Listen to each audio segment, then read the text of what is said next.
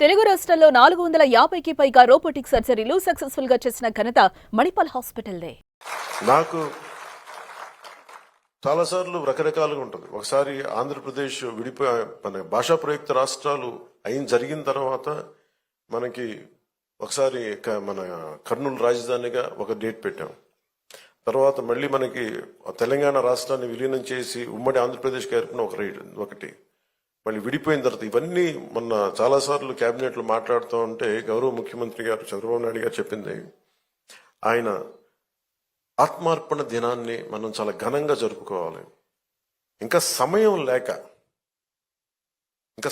లేక ఇక్కడ మన తుమ్మలపల్లి కళాక్షేత్రం జరుపుకోవాల్సి వచ్చింది. లేదంటే ముఖ్యమంత్రి గారి మనసులో చాలా భారీగా ఇదో జరుపుకోవాలి, సరిపోవట్లేదు, ఒక్కసారికి ఇలా చేద్దాం కానీ తర్వాత చాలా గొప్పగా చేద్దాం, దీన్ని అందరూ రాష్ట్రం గుర్తుండిపోవాలి. అంటే ఆయన త్యాగం ఈ రోజున మనందరం కూర్చొని ఈ రోజున మన ఆంధ్రులు అని చెప్పుకుంటున్నాం. భారతదేశంలో ఒక బలమైన రాష్ట్రంగా ఏర్పడ్డామంటే అలాంటి మహానుభావుడి పాదాలకి నేను సాష్టాంగపడి పాదాభివందనాలు తెలియజేస్తూ, ఈ రాష్ట్రం ఒకరి బలిదానం మీద జరిగింది. త్యాగాలు లేకుండా ఏమీ జరగదు. ఒకళ్ళు ఆయన తల్లి మన భార్య బిడ్డను పోగొట్టుకొని ఎందుకు చేయాల్సి వచ్చింది అంటే మనందరి కోసం చేసిన వ్యక్తి. తనను దాటి ఆలోచించేవాడు. తన కుటుంబం కాదు, ఇది నా కుటుంబం అని జగమంతా తన కుటుంబం అనుకున్న మహానుభావుడే. తనను దాటి ఆలోచిస్తేనే మహానాయకుడు అవుతాడు. తన కుటుంబాన్ని దాటి, తన పరిసరాల్ని దాటి, తనది అని దాటి వచ్చినవాడు మహానాయకుడు అవుతాడు. అలాగే ఈరోజు మనకి ఆయన స్ఫూర్తిని మాకు క్యాబినెట్లో వివరించి చెప్పి మమ్మల్ని అందరినీ ఉత్తేజపరిచి ఆయన చేసిన త్యాగాల్ని మాకొకసారి మరోమారు గుర్తు చేసి మా అందరికీ ఒక బాధ్యతని గుర్తు చేసి మాకు ఆయన ఆత్మార్పణ దినాన్ని చాలా బలంగా జరుపుకోవాలి, మనం కృతజ్ఞతలు అయి ఉండాలి, దానికి మనం బద్దులై ఉండాలని చెప్పి 10 సార్లు ఉత్తేజపూరితంగా చెప్పిన శ్రీ నారా చంద్రబాబు నాయుడు గారి మనస్ఫూర్తిగా వారికి నా కృతజ్ఞతలు, నా అభినందనలు తెలియజేస్తున్నాను. ఎందుకంటే కంటిన్యూటీ ఆఫ్ మెమరీ లేకపోతే ఏమైపోతుందంటే తల్లిదండ్రులు కూడా మర్చిపోతాము. అలాంటిది ఈరోజు ఎందుకు జరుపుకోవాలంటే ప్రతిరోజు మనం గుర్తు పెట్టుకోవాలి. నేను ఈరోజు అన్నం తింటున్నాను, నేను ఒక పదవి వచ్చింది, నేను ఒక ఉద్యోగం చేస్తున్నాను, భాషా ప్రయుక్త రాష్ట్రాలు వచ్చినాయి అంటే ఆయన బలిదానం వల్ల. అది గుర్తుపెట్టుకోవడానికి ఇలాంటి సంస్మరణ దినాలు చాలా అవసరం గుర్తుపెట్టుకోవడానికి. అలాగే ఆయన చేసిన త్యాగాన్ని మరింత ఇనుముడింప చెయ్యాలి అంటే ఇందాక పార్థసారథి గారు చెప్పినట్టుగా, గౌరవ మంత్రి పార్థసారథి గారు చెప్పినట్టుగా, గౌరవ ముఖ్యమంత్రి శ్రీ నారా చంద్రబాబు నాయుడు గారి నాయకత్వంలో విజన్ 2047 ఆవిష్కరించారు పుస్తకాన్ని. ఎలా ఉండాలి విజన్ అనేది.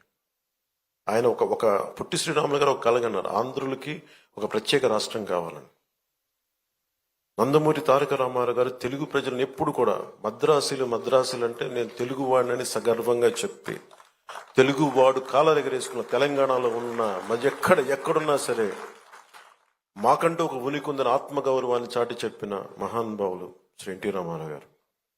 అలాగే చంద్రబాబు నాయుడు గారు మొన్న చెప్పాను, ఒక పార్టీని నడుపుతూ ఎంత కష్టమో నేను చెప్తా ఉన్నాను. ఆయన మనుగడ సభలో చెప్పాను, చాలా కష్టం ఒక పార్టీని నడపడం.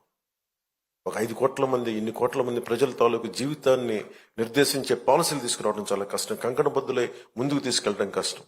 అలాంటిది 2047కి ఎలా ఉండాలి రాష్ట్రం, అదొక డాక్యుమెంట్, అది ఒక దిశానిర్దేశం చేస్తుంది. ఇలాంటి అవకాశాలు ఉన్నాయి, ఎంత పెట్టుబడి పెట్టబోతున్నాం, లేదంటే మనం నేచర్ ఫార్మింగ్ ప్రకృతి వ్యవసాయం చేస్తున్నాం, లేదంటే ఇన్ని ఉద్యోగాలు కల్పించబోతున్నాం, లేదంటే ఇలాంటి మన టూరిజంలో ఇలాంటి ఆలోచనలు ఉన్నాయి. ఇవన్నీ ఏం చెప్తున్నాయి అంటే ఎవరైనా అందిపుచ్చుకోవచ్చు అని. దీనికి ఒక కులం లేదు, ఒక మతం లేదు, ఒక ప్రాంతం లేదు. ఏ జిల్లాలైనా సరే, మనకున్న 26 జిల్లాల్లో కూడా కులానికి, మతానికి, ప్రాంతం లేకుండా ఎవరి సమర్థత ప్రతినిధి పెంపొందించుకుంటే ఈ అభివృద్ధిలో భాగస్వామ్యం కావచ్చని చెప్పేది డాక్యుమెంట్. అది దానికి ఎవరు విమర్శిస్తున్నారని ఎవరన్నా నాకు అనుకుంటే ఇలాగే విమర్శించారు ఆయన. 1990లో కూడా విజన్ 2020 ఏంటి అర్థం లేదన్నది.